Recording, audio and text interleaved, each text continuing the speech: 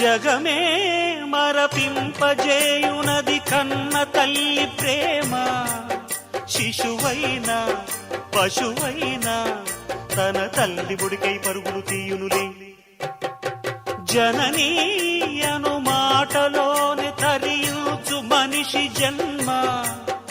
ఇలనైనా గలనైనా ఆ అమ్మ రుణమే ఎన్నడు తీరదులే. ప్రాణం నా ధ్యానం మా అమ్మ కోసమని, ఉన్న బ్రతికున్న మా అమ్మే లోకమని.